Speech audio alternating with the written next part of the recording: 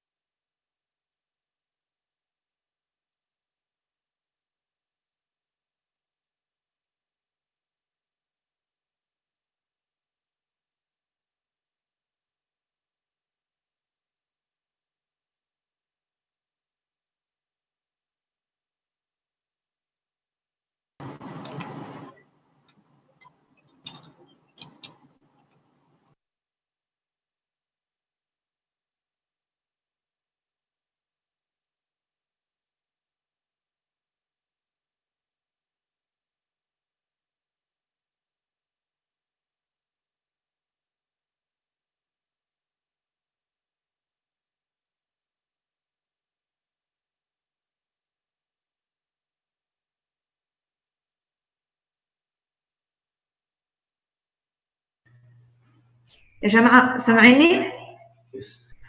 Okay.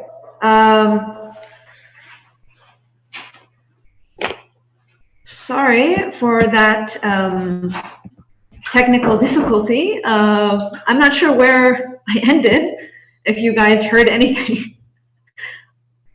As soon as you mentioned Lebanon, Dana, the connection broke down. So avoid that word. Good to know that that's the issue here. Anyway, I was just going to say that we really appreciate our discussants, especially you, Dr. Elizabeth, who are joining us from Lebanon despite everything, and we hope that we pray for your continued safety and security for all of our Lebanese comrades. So that's what I wanted to say. And now I'm going to hand it over to Tamara, and she is presenting today on looking at and for the intellectual in the MENA region and in Palestine, forms and spaces of a socially embedded relationship, So Tamara, I'm going to give you like a 20-minute signal, and then you have up to 30 minutes. So kind of time yourself accordingly, and then we can open it up to feedback. Okay. I would like to start by thanking everyone here today, the organizers, the discussants, and the participants to this session. I am very happy to be here presenting this paper. I'll be sharing my screen so that you can see the presentation. The paper I'm presenting today is mainly based on my previous research during the MA degree I carried out a couple of years ago, which focused on the Gramscian intellectual in the Arab world and Palestine. But this paper also tries to develop the research question I introduced with that research and point to my current research interests during my PhD program. I will start by presenting a very brief summary of the points I will touch on during the presentation. I'm going to start by presenting the topic and aim of the paper and explaining my research question and the context I choose to study the intellectual in. And then I will present the first part of my paper, which is the theoretical part. I will point to some ideas of three critical intellectuals who I look at and draw on to develop my research question and methodology. And as I look at how these intellectuals focus on the relationship between intellectuals and contexts, I believe a reference to the topics of interpretation and translation is necessary. So I will briefly point to this question as well, to the movement of ideas between languages and cultures. And then I will pass to the second part of the paper, which is focused on the context of the Middle East and Palestine in particular, explaining, and I will explain why Palestine is an interesting space in the region to develop research questions that adopt a decolonial approach, and I will look at the question of intellectuals in Palestine, past and present, and end with an indication of new questions and ideas I believe are interconnected and related to the question of the intellectual today. In my studies and research, in the previous experiences I've had, I found myself time and again reaching a point where I'd address the question of the intellectual. I would start with an interest in studying other issues such as Orientalism or Palestinian aspirations to liberation and decolonization, and I would end up asking and looking at what the intellectual does in these contexts, how intellectuals construct and deconstruct discourses of power or of resistance, how they articulate discourses and aspirations, political sentiment, history, collective memory, and so on. And this mutual relationship between intellectuals and these subject matters made me realize how asking what and who the intellectual is could actually mean for me asking another set of questions which are at the center of my research interest today. I realized how asking these questions could mean that we could ask how can we understand the role and function of the intellectual as one that is not only not separated from the conditions in which these subjects operate, but is also an expression of such relationships, a testimony of social, cultural, political, and economic worlds in which people, individuals, and groups articulate their understanding of their world and signify their world. And on the other hand, how does such an approach illuminate our understanding both of ideas developed by people and of the political, economic, and social worlds in which they speak and act?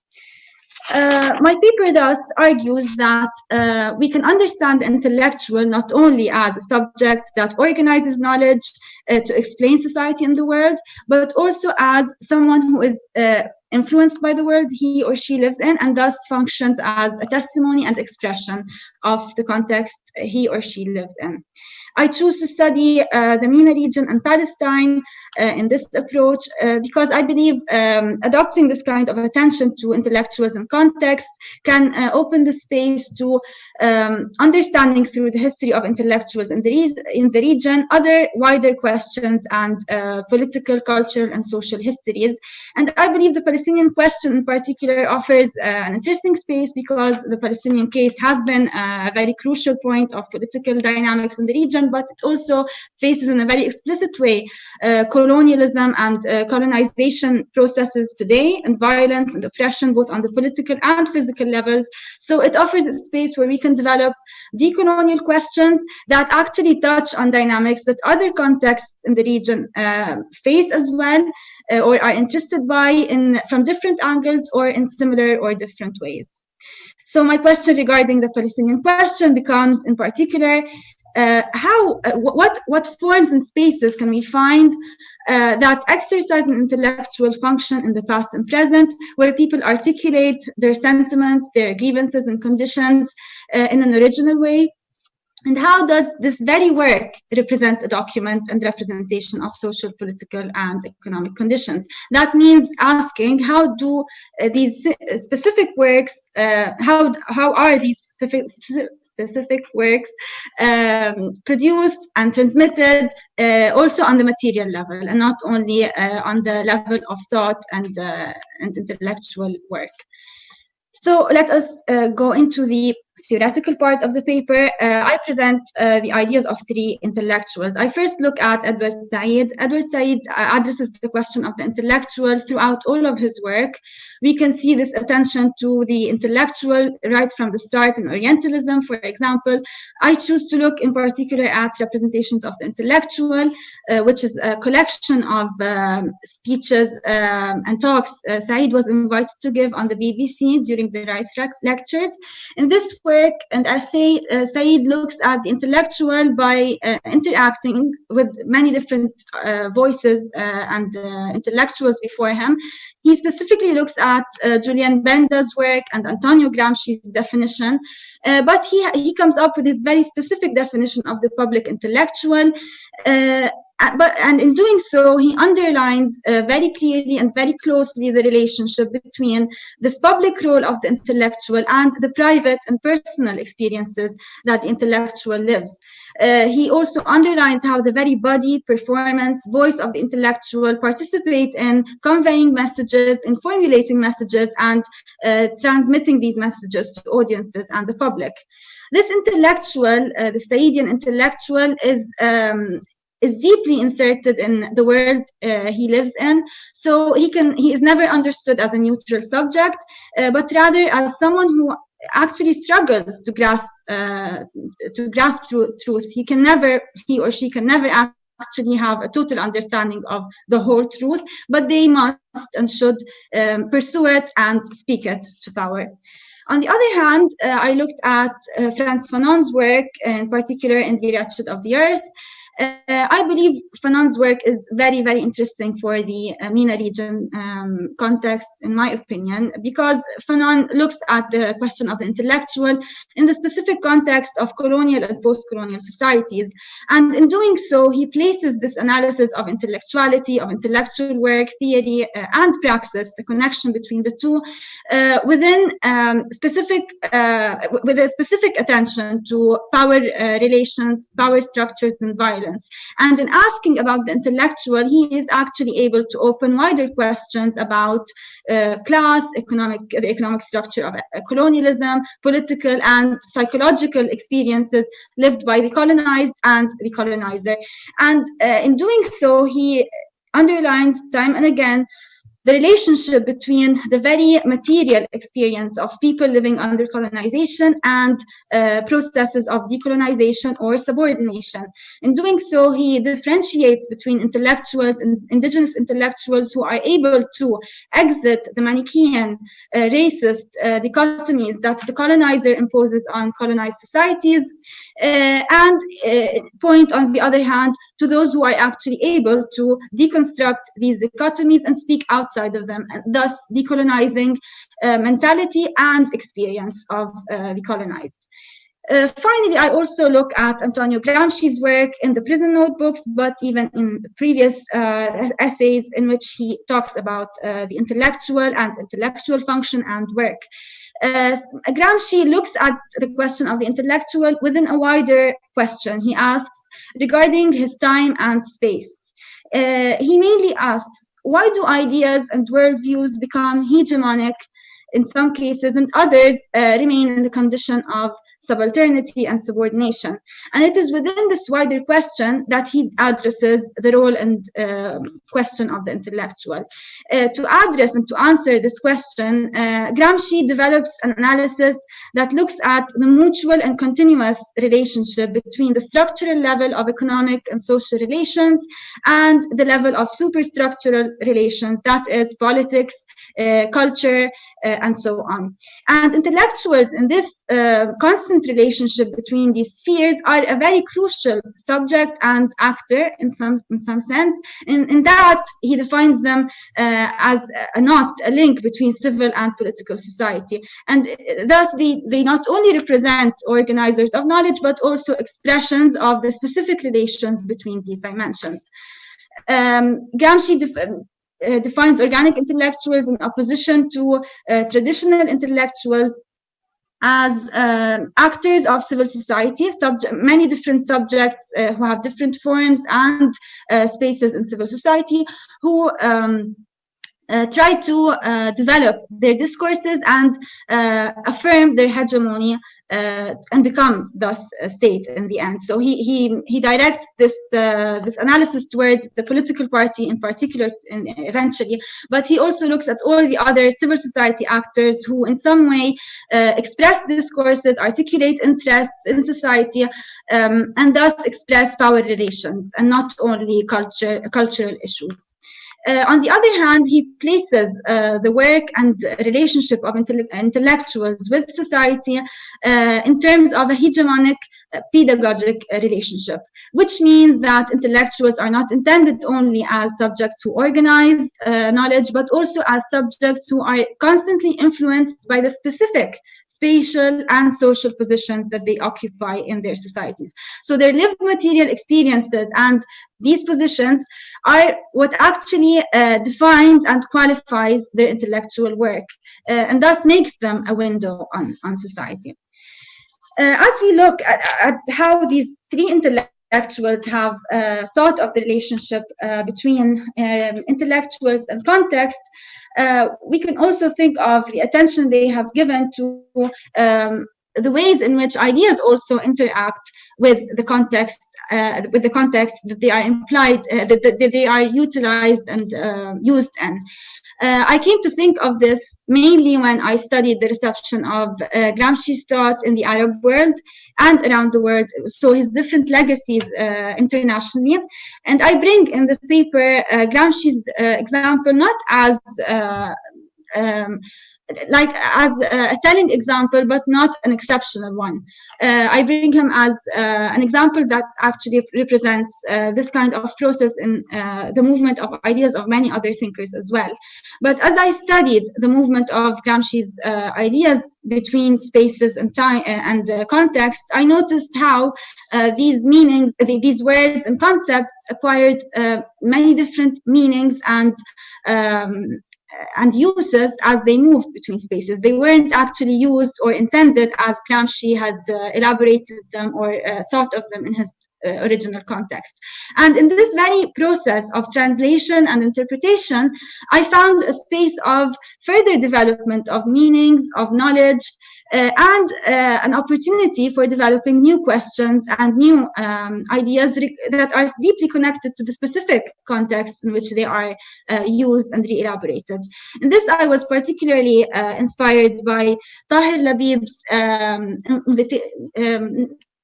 comment on how Gramsci was approached in the Arab world, and he reminds the student or the reader of Gramsci that we shouldn't approach this thinker, like many other thinkers, as a source of concepts that we need to apply as they are on different societies, but rather as a methodological model, a way in which we can draw inspiration from his questions in order to construct our own questions and our own way of interrogating our societies and worlds. I believe that approaching the study of intellectuals in the region with this kind of approach and methodological model can allow us to understand the history of intellectuals in the region in interaction with the evolution of and introduction of modern institutions and concepts in the region. So studying the intellectual would mean that we need to understand how this issue is connected and represents also processes of modernization, state building, nation building, formation, or even economic and structural relations and political economy, for example. And these processes, in this sense, participate in defining who and what the intellectual is. And in doing so, they connect the question of the intellectual to other questions, such as the question of class. I bring two examples of studies that I believe have this specific interest or attention to the relationship between intellectuals and context in our region. The first example is Umnia Shakri's work. She criticizes and invites the reader to dismantle categorizations of intellectuals that reproduce a colonial mentality. She brings the example of scholars in Egypt, and she underlines how these scholars have often been studied in the area of studies of intellectuality and intellectuals in the area by placing them simply in groups such as the Islamist group versus the secular scholars and so on, or in placing them on chronological timelines that related their work and their ideas only to specific dates or to specific moments in the region.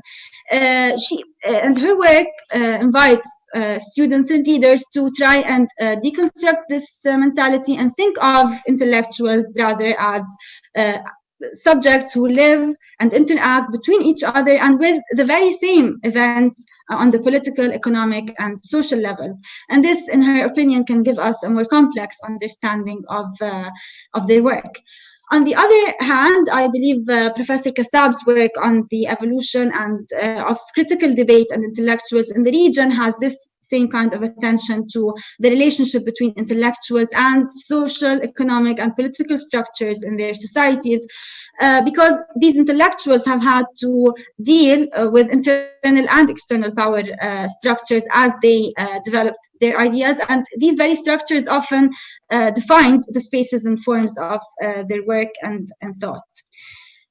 So I believe that these examples and the theoretical work that I try to look at can invite us to take into consideration the question of hegemony and subalternity when we look at intellectuals. If we do so, if we ask what intellectuals express hegemonic worldviews and what other intellectuals are kept in a condition of marginality or subalternity, we are actually able to ask further questions, like ask what spaces and ways people use to construct knowledge, meaning, culture that are not necessarily placed on the hierarchical way, in the dominant way we understand intellectuality and intellectual work today in the region and all around the world, actually. And now I would like to point to the Palestinian context in particular and indicate the way in which I try to look at the question of intellectuals in relation to their surroundings and the political, economic, and social events that they went through. The Palestinian context at the beginning of the 20th century is a thriving context animated by port cities, urban centers, rural areas, and the Naqab, which are inhabited by native population and crossed by pilgrims, visitors, merchants, and so on.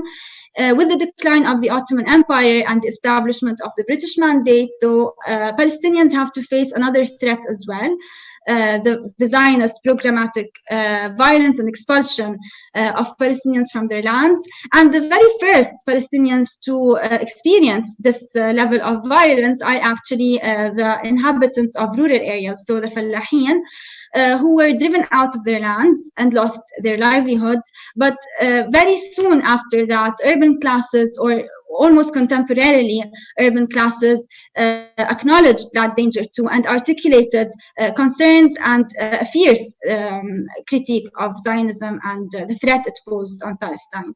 The Great Revolt of 1936-39 represents a significant moment of political mobilization across classes and spaces, and many scholars in Palestine studies have looked at that moment and at the beginning of the century and at political and economic conditions in that context. Khalidi in particular is a very known example of this kind of study, and Musarha as well has done so more recently. Both authors look at the work of newspapers in articulating the critique of Zionism and the concerns of people, the relationship between newspapers and urban and rural areas.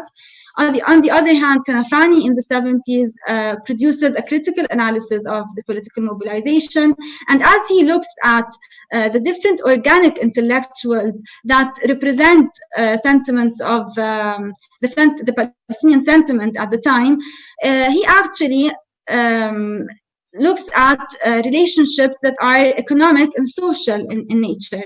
And I believe that the three studies I mentioned here all end up in analyzing what is actually a relationship of power and not only a question of intellectuals or cultural work. So studying newspapers or intellectuals in these moments, for example, represented a way in which they addressed the relationship between urban centers and elites and rural areas and the fallahin on the other hand. Tamara, I'm just going to give you a signal that you have 10 minutes left. Okay, yeah. As we go on and look at other figures of intellectuals in the Palestinian experience, we can see how the historian and the very significant role he was given as custodian of truth and knowledge is yet another representation of collective Palestinian experience. And it represents in this way the very experience of expulsion, of violence, of exile of Palestinians, and thus functions in an organic way with the lived experiences of Palestinians, both the specific intellectuals and their communities. As we go on, I believe we can also look at subjects of civil society in this sense, in the sense that Gramsci invites the reader to do. We can look at actors of civil society as producers and organizers of discourses and knowledge. So if we do so, we can notice how actors of civil society from the 60s to the 80s functioned as organic intellectuals of a discourse of liberation, resistance, and so on, because they were able to connect organically the personal and lived experiences of Palestinians with the political collective cause that united them. As the political sentiment and project in Palestine changed with the Oslo Accords in 1993, we can see how the new liberalization of economy and civil society have affected the work of civil society actors and the words and discourses that they actually produce. So as these actors had to adapt to new conditions set by international donors, by neoliberal Palestinian policies, by the subordination of Palestinian economy to the Israeli economy, and so on. Their very work, the very words they use, are representative of these social and economic relations, and are in some way an intellectual work that can express that context and describe it in a very material way, in a very concrete way. So these actors, in my previous study, I tried to look at how these actors functioned as intellectuals in a Gramscian sense of the political sentiment that the people lived. My attention now focuses more on how these actors are in themselves documents and expressions of these social and economic relations. I finally try to ask and understand how and where we can find spaces and forms of Palestinian knowledge decolonization. And that in the face of the political condition and situation of Palestinians today, that is characterized not only by political fragmentation, but by a very concrete material fragmentation on the spatial and geographical level as well, and by a very fierce and determined colonization and annexation of their land. I bring some examples here. I believe the figure of Basil al-Arash, for example, who was killed a couple of years ago in 2017, and who defined himself and was defined by Palestinians as an engaged intellectual, represents this kind of cultural worker, cultural producer that is deeply connected and embedded in the social world and in the political conditions of his community and society.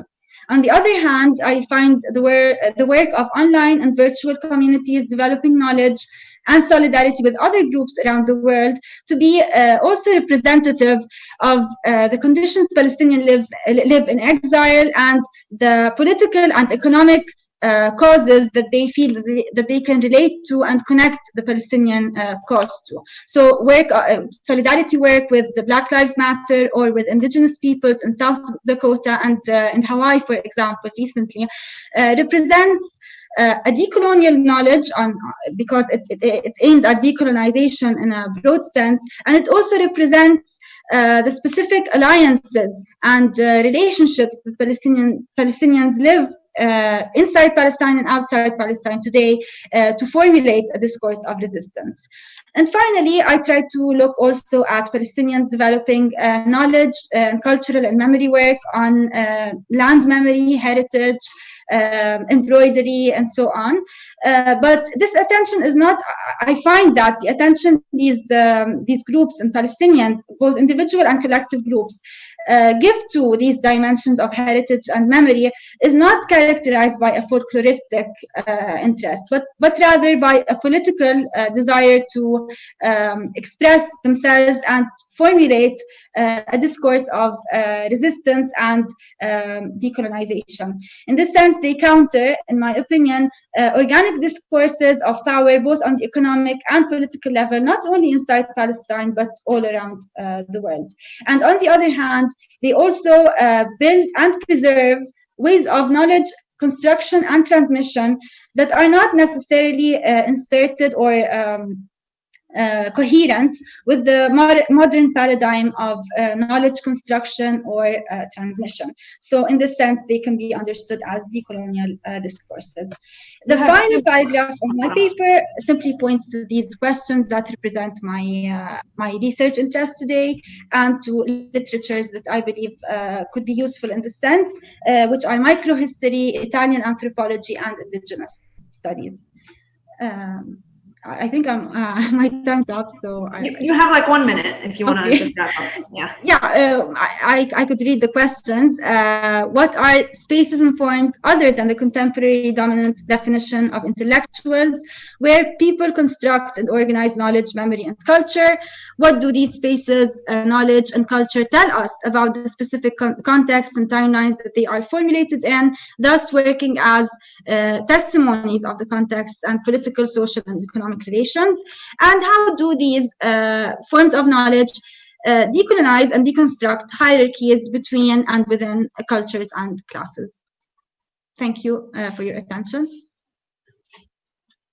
Thank you so much, Tamara, for that great presentation.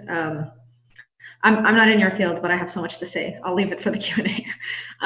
So I'm going to pass it on to Dr. Elizabeth Assad to give her feedback. I will just give you like actually I'll give you a 2-minute warning before we have to move on to Q&A or to the next participant discussant.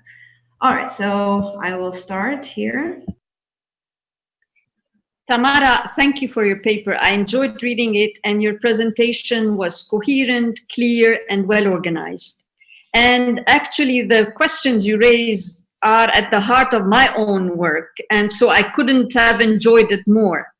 And what I actually would like to do is to share my concerns with you. I'm so happy to find somebody to share my questions rather than, any answers I could pretend to have. I want to zoom in. And I want to start with the very bottom line practical question. So what are you going to investigate? You say you're interested in the Palestinian intellectual. And within, you framed it very well. You said, the questions that turn in my mind have something to do with the questions raised by Edward Said, by Gramsci, and by Fanon, and the decolonial context. Okay, so what are you going to do? Are you going to read the writings of Palestinian intellectuals? So, in other words, focus on the signified, the word you use in your paper. In other words, the meanings that these people create, write, articulate, formulate, or perhaps look also at their background, at their class, education, references, priorities. You also introduce the element of history, perhaps generations of intellectuals. So are you going to see how the class belonging, the style of education, the intellectual references that people have changed over time, say from the 30s onwards? And these are all very different things. So how are you going to go about them? In my own work, the only thing I am able to do is to read the signified, you know, and sometimes I have the feeling that all what I do is alu il, shghli bil alu il, hayda alu, haydek al, and most of them are men, and hopefully increasingly women. In other words, being trained in philosophy, the only thing I can do is to read stuff that is written. And people usually criticize me, and rightly so, by saying, Tayyib, ya akhti, you told us this guy said this guy said that. Tayyib, do they express, to what extent do they express the societies in which they live? And my obvious answer is, what do I know? Because I'm not a sociologist, I'm not a historian. If X or Z have said something in Damascus at a certain point in time, I cannot inform you or even speculate about this representation story. And the other thing is about the impact. These people, these guys wrote these books and you told them us about them. Tayyib, what impact did they have? Of course, a crucial question, and usually my answer is, I would love to know, please. And I think what we lack in the Arab world is sociology of knowledge, also intellectual history, which is booming. And I'm so delighted that so many young people now are producing very innovative intellectual histories. So that we know more about the context.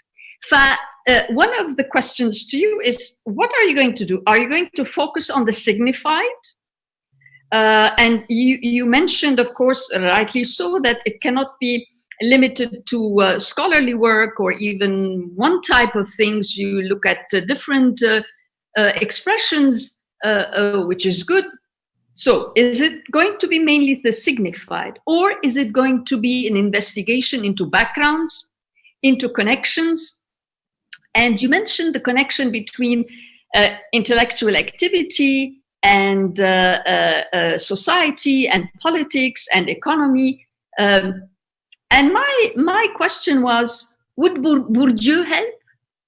I never used him, but I know colleagues or scholars who have done magnificent work about Egypt, for instance.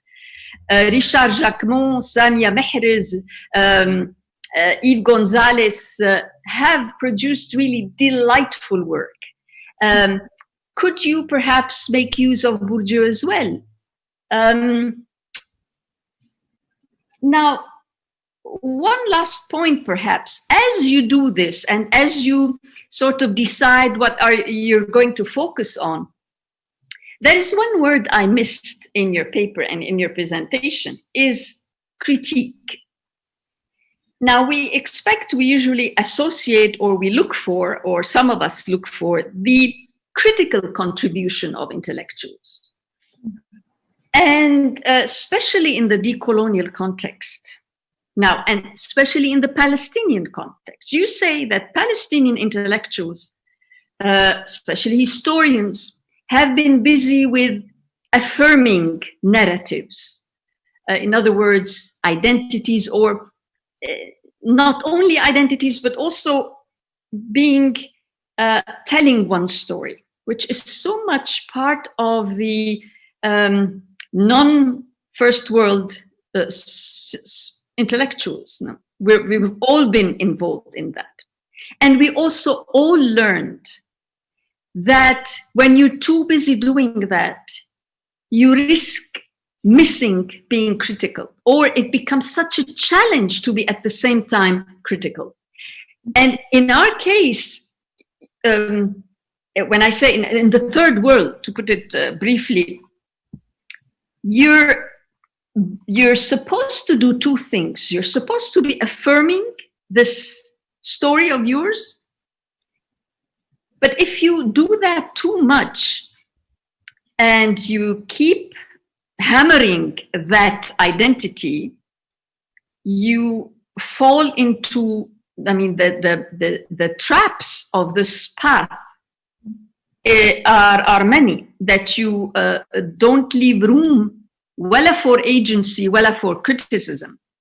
And Edward Said talked about it. Sartre, I think, was beautifully eloquent about it. Remember in his fight with Fanon, when he said the Black Orpheus, I think, is a gem of a text in which he summarizes it. And okay, Femna, I understand that you need to focus and to assert identity and negritude and what have you, but then the question of freedom arises. And is this a determinism? Is it a fatality? Is it a fact? Or are you inventive? Or is there a part of value and freedom about the story of one's own?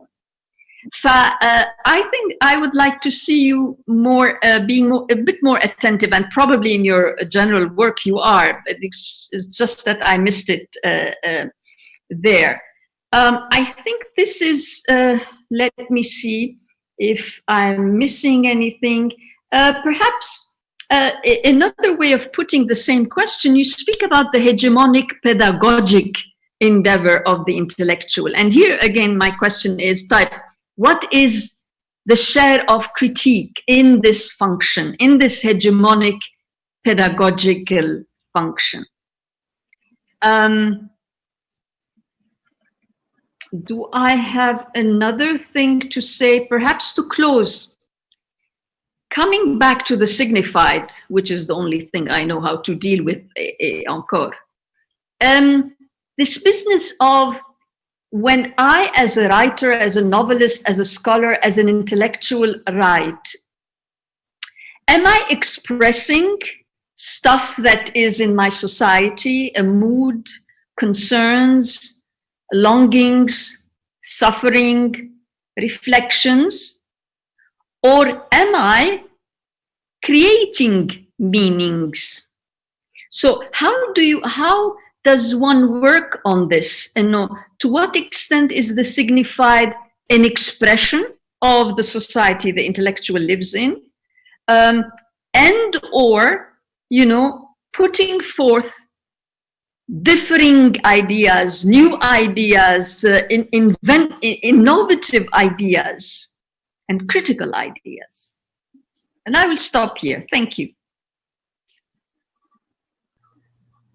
All right, thank you so much, Dr. Elizabeth.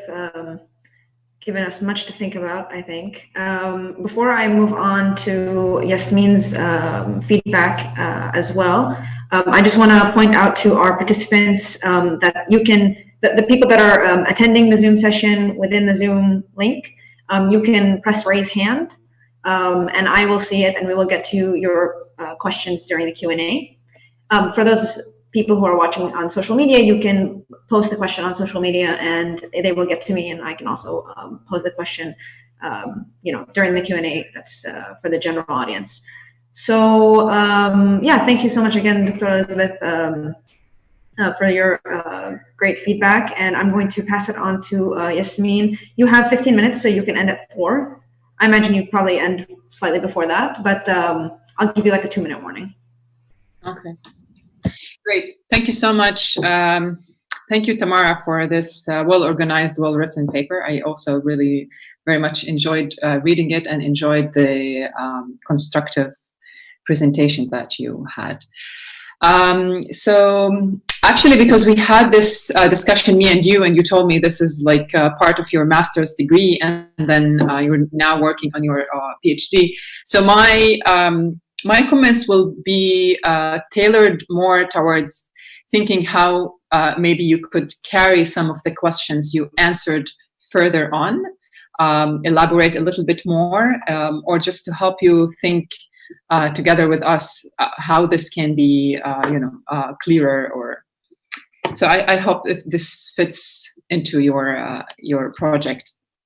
So you bring here 3 thinkers, Fanon, Gramsci, Said. Of course, you also mentioned other scholars, but I would expect that you might want, if you want to develop this paper on as a research in your PhD, to really bring the tensions between them and maybe problematize a little bit their relationship. I mean, I'm sure you are aware how much Fanon is a Marxist, for instance. He has been called like the Marx of the Third World. And how Gramsci also is inclined to, like, he's also like a Marxist thinker, while Said clearly, I mean, in Orientalism, he criticizes Marx, but also he builds on Foucault more than he builds on Gramsci, maybe.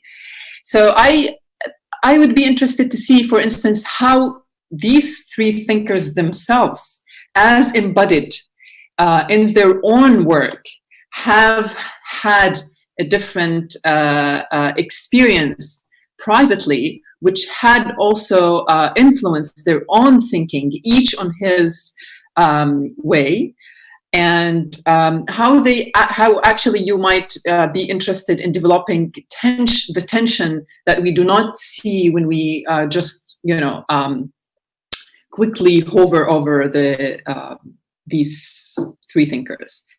So this is one point I had.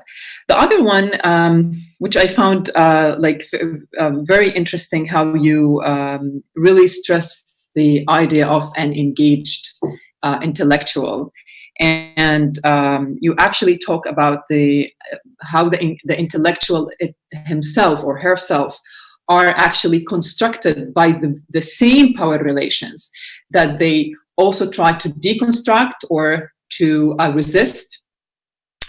And you bring 2 examples from the Palestinian history, Ghassan Kanafani and Basil al-A'raj. Now, it would be interesting to think how do you, because both of them are really like freedom fighters, and it's interesting to introduce maybe into your thinking a form of non-duality, when you there's what the reality of colonialism imposes on us or imposes on Palestinians who are resisting, and how an intellectual would actually maybe, I don't know, I don't have the answer, but maybe react differently when they resist. So it's not a reactive resistance, it's more like a creative resistance. So the 2 examples you bring maybe would sound very extreme, would raise the bar of the expectations from intellectuals, and then you might position yourself in a place where this is the ideal, or this is the role of the 2 intellectuals. And so you might want to open it a little bit up to thinking about an engaged intellectual in daily life, that may be a different model. And I'm sure also, like from a feminist perspective, this might also be like, those like heroes, those big figures. So you might also want to think about people who do like daily work, or women who are intellectuals in their daily engagements that do not necessarily, like fight in that sense. Although there are, of course, like heroes in the Palestinian, like Layla Khalid and others who are also like intellectuals. But so this you might also want to think about what expectations terminology like creativity and non-reactivity might bring, and how we do not only want to respond to the colonial context in the sense that you become like have this automized response instead of really like thinking about what might be more practical or useful or whatever. I mean, again, I don't have the answer to.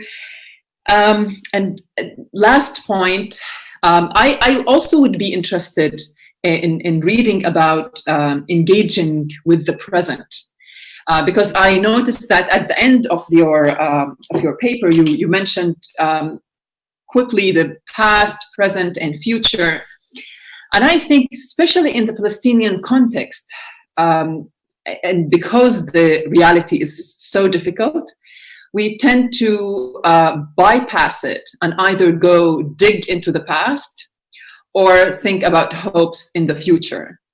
And I think if there is anything at this moment in life that is so precious for the intellectuals who work on Palestine, or Palestinians or non-Palestinians, is to think how much we are troubled in the present moment, and how much we are stuck, really. And this is where maybe like thinking about what it means to be engaged, what it means to be to care, what it means to be constructed by power relations, what it means to reflect these power relations, would, like, all of these questions should bubble up in this context. Yeah, I mean, these are my 3 comments, and if you want me to elaborate on them a little bit more, I'm more than happy. Thank you. Thank you, Yasmin, for also the very valuable comments, and I'm sure Tamara is very much looking forward to answering, but we have some questions. So I think maybe it's best that I give you kind of 2 or 3 questions to kind of chew on, and then you can write them down for yourself and then respond the way that you see fit, whether to the comments you just received or the questions that are coming from the audience. So let's start with the people who had their hands raised. Walid Rizit has raised his hand, but also written questions. So maybe we just give Walid 2 minutes to say what he needed to say.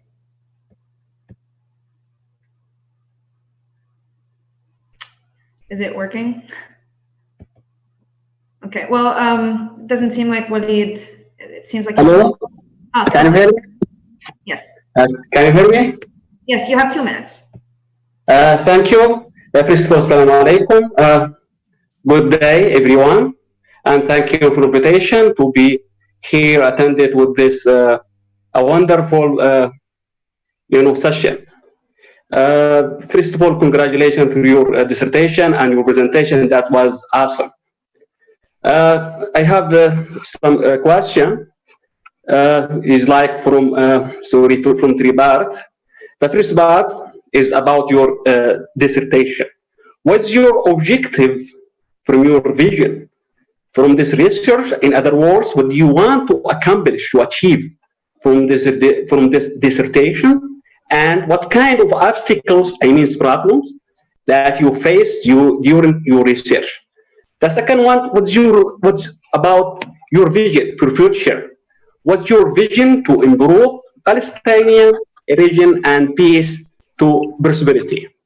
The third one, how does it mirror the third party to lay the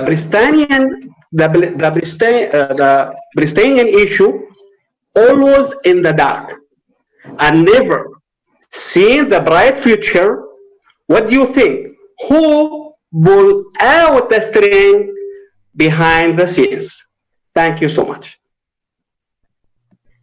Okay, can you, all right, so we'll go ahead. We also had a question that was written from Yara Nassar, I think. So she says, where do you see the difference between the intellectual and the activist in the Palestinian context, especially considering the examples that you proposed? And finally, we have Yazid Zahda, who's also raising his hand. If we can give you maybe 2 minutes as well to just give your question very quickly, and then we'll give Tamara a chance to respond.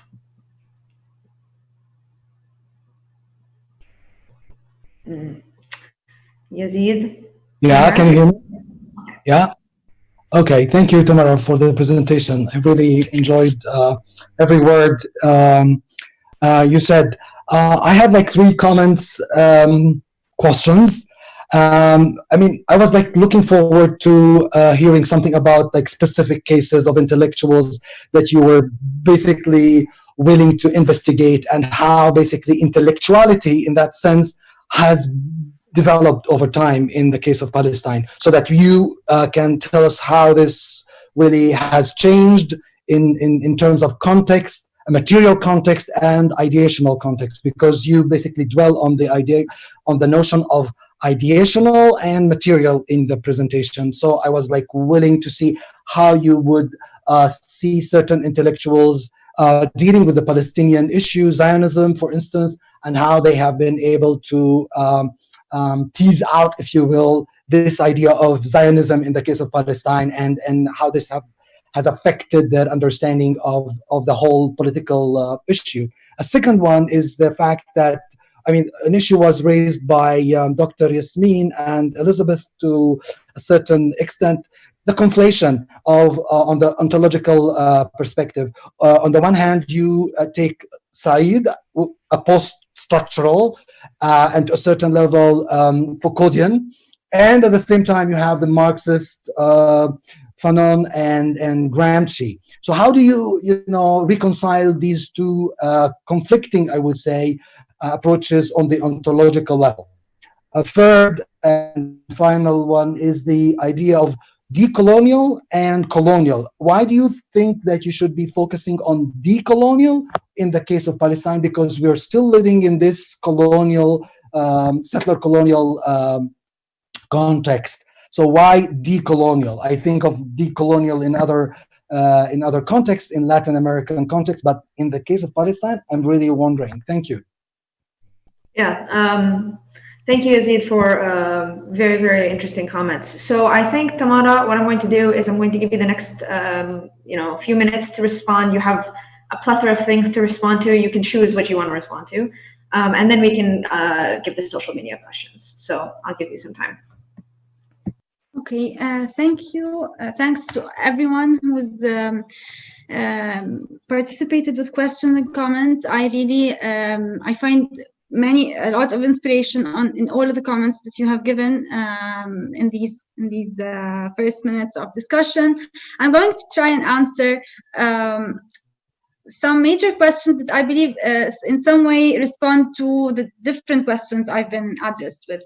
When Professor Kassab, for example, asks how I plan to study this specific question, what I'm going to investigate, I think if I address this, I may be able to address other questions by Dr. Yasmin and by the people in the audience. What I'm trying to do in my current PhD research and the subjects and actors that I am focusing on are the ones that I tried to introduce towards the end. I haven't had the chance to speak of them for long. They were like at the end of, maybe they were the last point of my list of possible interesting cases to look in. And that is Palestinians and that is Palestinians working on memory, land memory, material culture, and geography, and so on. Now, these Palestinians that I'm focusing on, in some cases, they are individual people who are working, who do independent research and work on constructing knowledge, reconstructing knowledge about specific themes like embroidery, for example, or Palestinian seeds, for example, or recipes, and so on. But they do that not in the sense of creating an inventory of details, but rather in a way that takes them to a critical analysis of the present.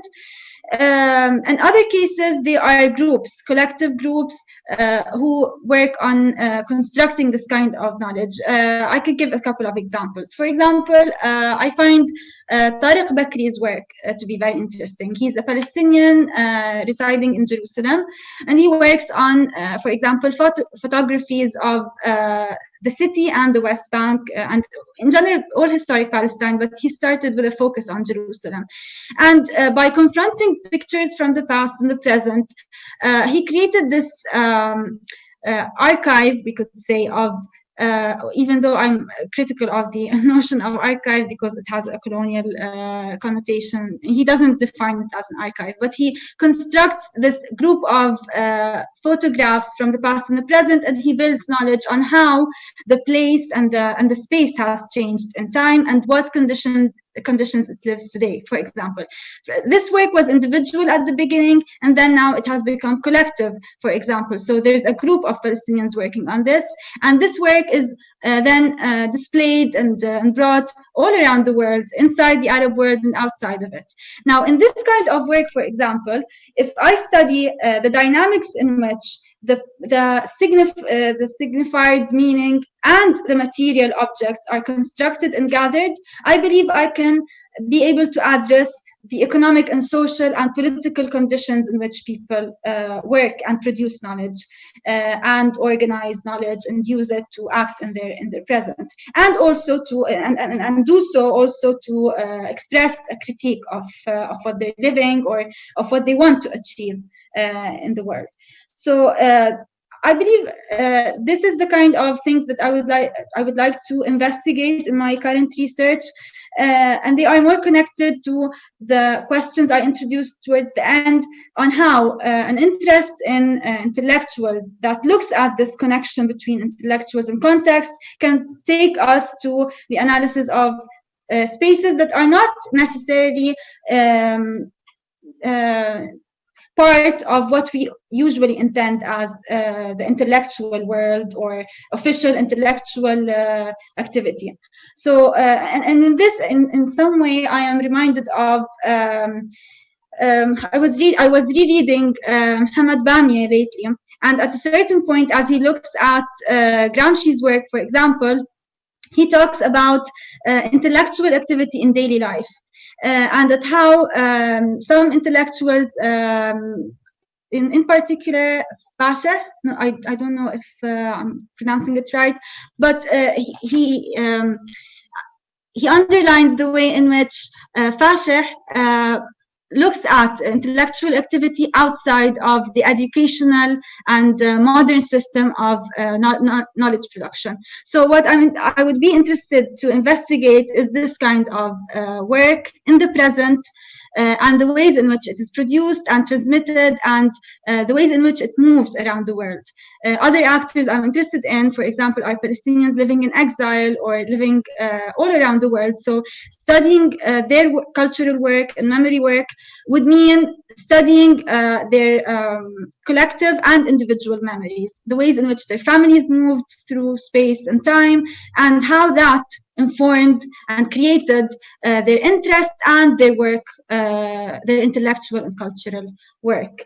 And in this, I think I'm also responding to the very interesting point that Dr. Yasmin pointed to about looking at how we engage in the present and not only imagine the past or the future. Now, these works are works that focus, for example, on memory, but they do it I seem to not. I feel like I can notice that they do so by intending that memory as a living memory, as Masalha would describe the term, like something that Palestinians keep on living and bringing with them around the world, and that they can signify in different ways. Some Palestinians will give it a specific meaning that is more related to resistance, and others will connect it to daily life or to practices of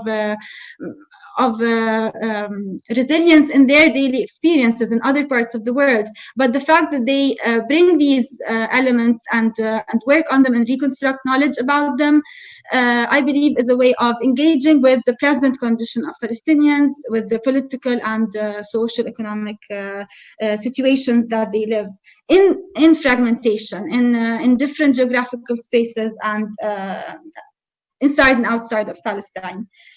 And then, so I think that if I focus on this kind of actors, maybe I can exit that kind of model that Dr. Yasmin was pointing to. I wouldn't be looking only at militant intellectuals, but also at groups who work on culture in a decolonial term. And in this sense, I'll respond to the question about why I speak of decolonial terms in the Palestinian case. It is true that it mainly has to do with the fact that Palestinians live a condition of settler colonialism today. But I believe that the decolonial approach is very useful and interesting for a wider reason, because it touches on how the processes of globalization of modern concepts have cast aside other ways of knowledge production, transmission, and so on. So if we adopt a decolonial point of view, which is very common to indigenous studies, for example, that focus on indigenous histories, memory, and so on in other parts of the world, in other settler colonies, we can see how an analysis in decolonial terms is an analysis which points to the material conditions of settler colonization, but also to the ideological and discursive power of colonialism throughout time and today. So how it's still present today, how it can be related to in critical terms.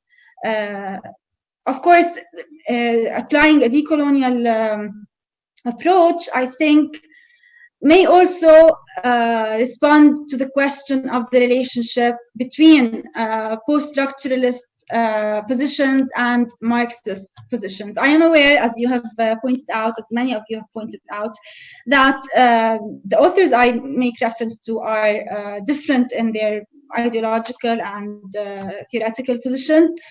But I believe that this kind of decolonial approach draws on different kinds of literatures. So it somehow allows us to take from the critique of both without embracing necessarily one position or the other. I believe both can offer us questions that are very important for the critique of the present intellectual history of the MENA region, but we don't necessarily have to like adopt one position over the other. I give space for other questions, and maybe I can come back to other questions as well that the discussants have addressed, but maybe I can listen to other comments as well. Yeah, so there's, sorry also for dropping in and out, I'm having a problem with Zoom, but basically there's a question we got from social media that says, I'm interested in asking, given the light of Arabic anti-government protests and political mobilization, when, as you mentioned, there are activities, coordination, and non-hierarchical management for the sake of the communal aim, how do you see or read the politics of identity of Arabic protesters? I guess she means Arab protesters. And how do these morals fashion the collective identity, or what do they tell us about the national identity and struggle with the society-state relation? I'm not 100% sure if that's... Can you repeat the second part of the question? To be honest with you, I feel like this social media question might be addressed to Yasmin, but okay. maybe they've read her paper somewhere or something. So maybe I think that's probably for her. So if you'd like, you can address more what the discussant said. We don't have any more. Let me see the raised hands here. Okay. We have one raised hand. So if we can give access to Hani Awad to give us 2 questions, and then I'll give it back to you to address any other comments you had.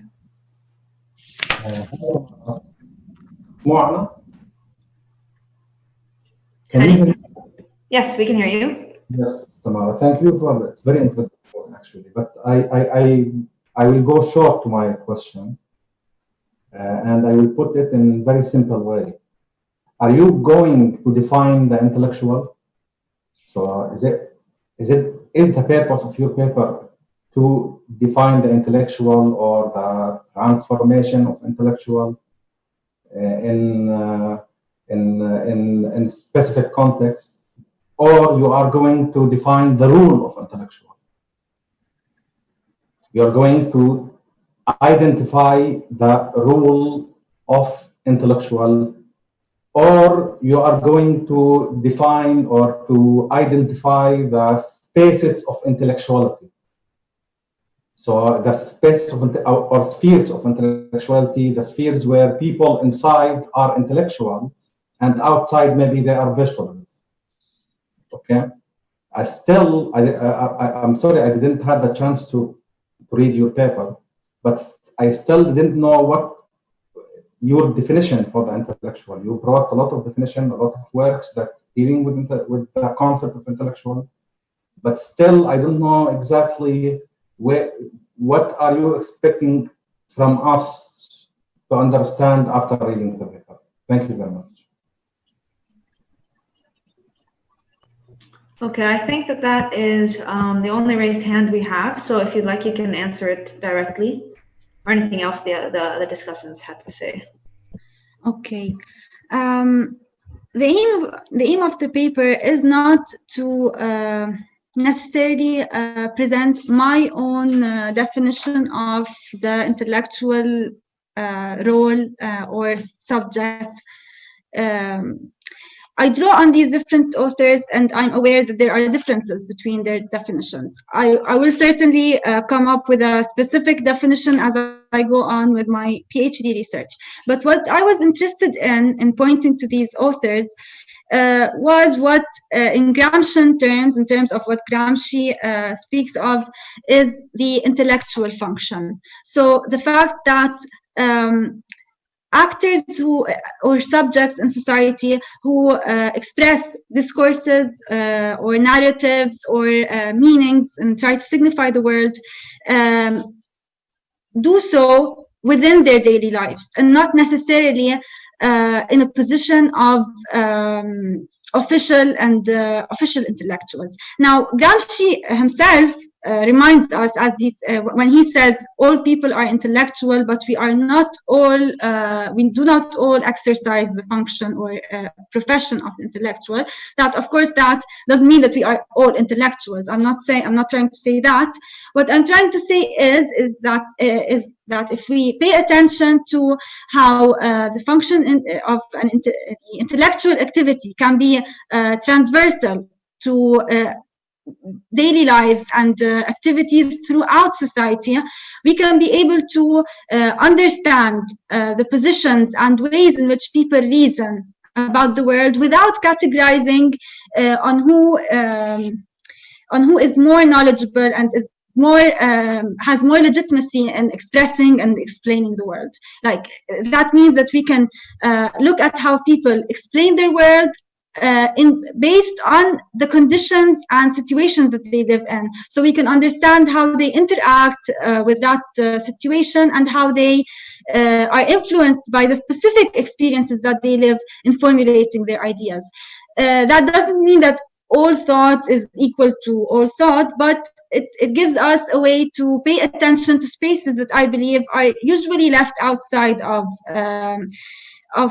work on intellectuality, and which actually end up in the category that Professor Kassab referred to at the beginning. When we speak of subalterns only as being able to narrate their stories, narrate their memories, we are depriving these subjects of an epistemological autonomy, a capacity of thinking their world, signifying their world in the ways that they see fit in their specific conditions. There is no, I'm not trying to evaluate how, if it's correct or not, if these thoughts and ways of signifying the world are correct or not, but I'm trying to understand how people, in narrating themselves, are actually explaining the world, and thus they are exercising an intellectual function in that specific moment. It doesn't mean that they are intellectual. I don't know if I'm trying to answer to the question. I think I've answered, but I'm not trying to define. The paper doesn't try to define what the intellectual is. It tries to focus on this relationship between intellectual work and the conditions in which it is produced, and what it tries to explicitly describe, but also it implicitly describes. Because if we look at how materially intellectual work is produced, we can understand how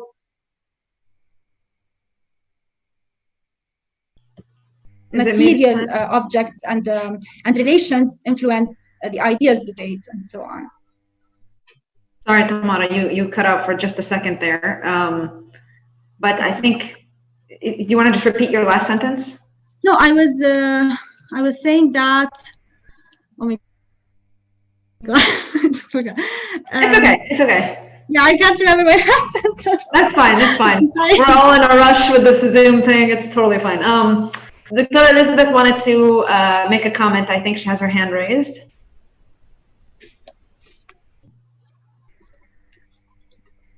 There we go. Tamara, I think your last remark was very important and helpful for your project. So you're making, now I understand you better. So you're making a difference between the standard intellectual, who is somebody who is knowledgeable and with that knowledge makes this and that. And you're saying, no, I'm talking about an intellectual function. So I might be working on this or that, and I might not be an intellectual, and yet my work might have an intellectual function, and you're going to study that.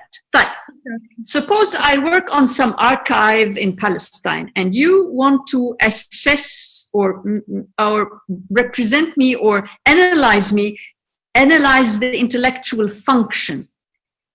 In my mind, when you say intellectual function, it has something to do with ideas.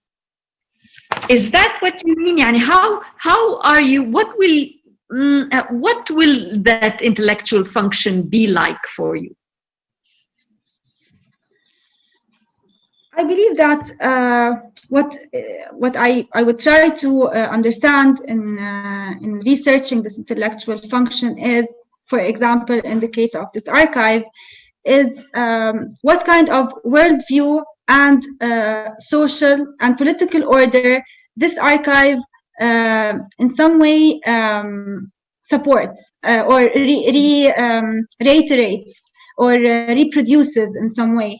Not necessarily because the archive declares that you're going to do that, but because it represents a mindset, a worldview, and a specific comprehension of political and economic relations, for example, or of a specific history and so on.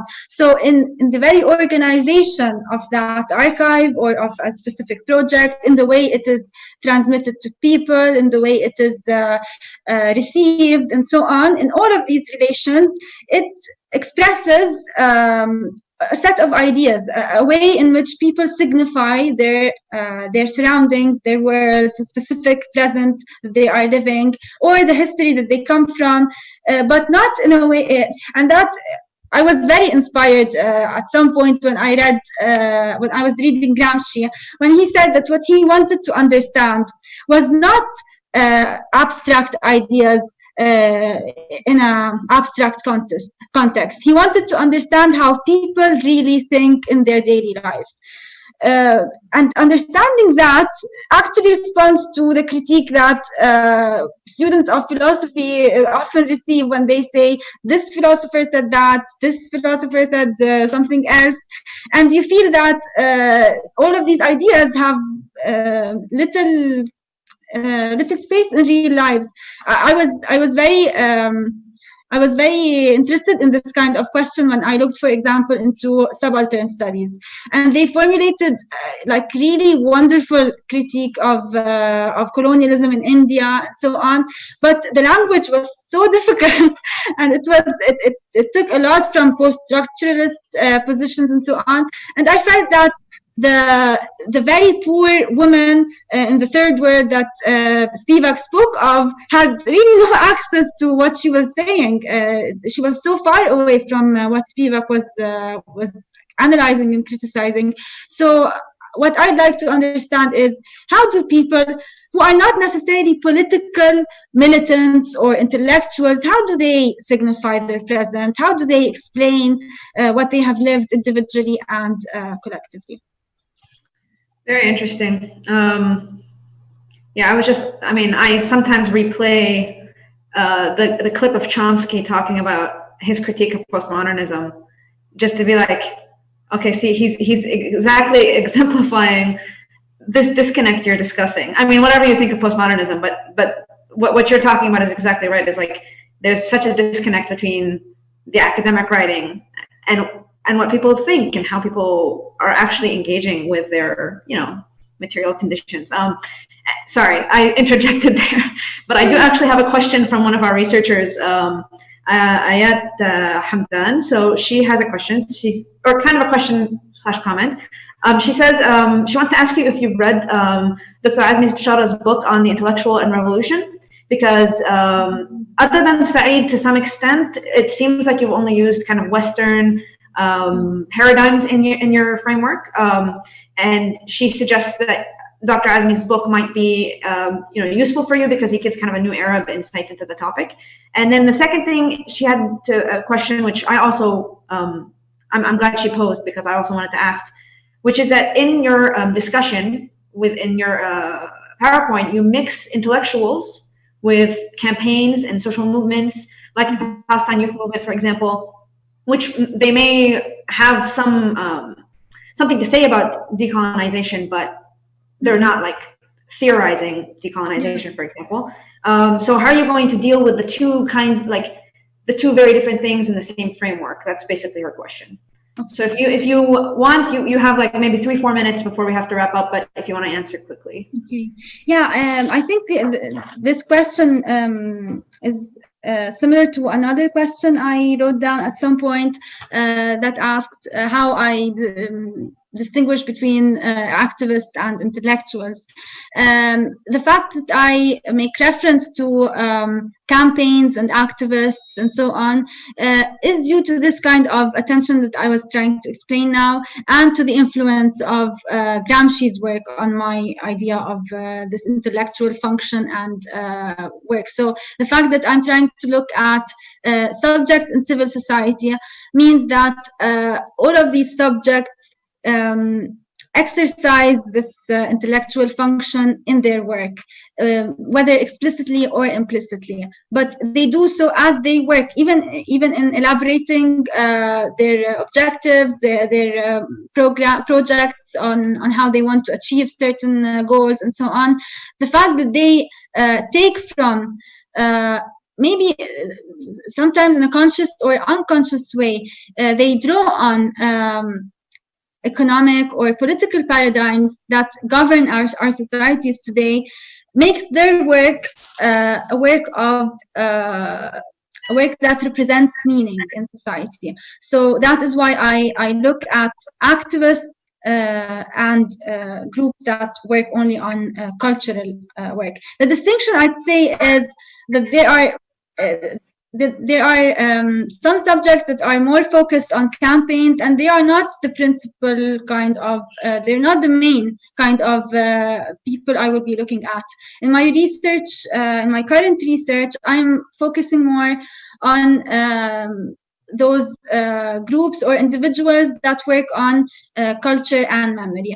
So maybe this kind of contrast between the militant or activist work and the intellectual work will not be so problematic. I don't know, but I don't exclude that activists and militants are able to formulate intellectual work, cultural work in the very activities that they carry out.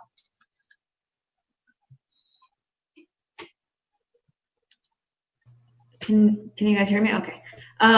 So we do have one last question from Sophia. If I can find the hand here. Hi everybody, can you hear me, Dana? Sophia. We have only I'll try to be as possible. I don't have a question. I just have one note regarding what Tamara said about language, the intersection between language and postmodern thought. And my question is, you're referring to normal people's language and normal people way of creating knowledge. But in the same time, I think you're aware that you're speaking in English and that the normal Palestinian doesn't speak that language, let alone, like, that's one thing. So it adds to the complexity of your positionality as an academic, critical one, postmodern or whatever one, like, and again, speaking in English. So do you reflect on this positionality critically, and how can you articulate it in relation to your objective, which is writing or giving voices to these normal intellectual, the everyday intellectual?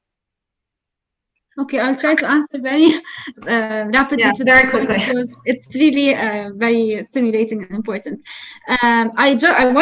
I just want to point out that I also speak Arabic. So when I'm interviewing people, I will be speaking in Arabic if that is the language they prefer to speak in. I definitely carry out and will write about my positionality and will reflect on my position in this research and in space. I try to address this question not only by reflecting on my position, but also by the very fact that I choose to look at Palestinians not only inside of Palestine or in refugee camps, but also in exile in Western societies and so on, because I believe that trying to exclude voices of Palestinians who speak a language that is not necessarily Arabic, like they speak Arabic and other languages, or they have grown up and lived in other societies, would mean repeating that Manichaean racist dichotomy of who is the authentic Palestinian and who can speak as a Palestinian and who cannot. The fact that I'm born in Italy, I've lived in Italy, and the fact that many other Palestinians have lived in exile for their whole lives is a political fact, and this very fact has influences the way in which I produce knowledge, in which they produce knowledge, and so on. So I definitely will focus on the question of language and knowledge. Yes. Yeah, that's always a common occurrence, not just for this question, I think, not just for your research question or even in your field. Anyways, this has been very stimulating, I think, a very stimulating discussion. Thank you to all the attendees and everybody who, sent questions on social media. Thank you so much to Dr. Elizabeth for, humoring us and coming in despite everything. So we will take a 10-minute break. The people who want to remain on this session or who want to join Yasmin's session will have 10 minutes to kind of situate themselves. And then we will start with Yasmin's session at 4:40 p.m. Doha time. So thank you all again, and very best of luck to you, Tamara. Thank you. Thank you so much. Thank you, everybody.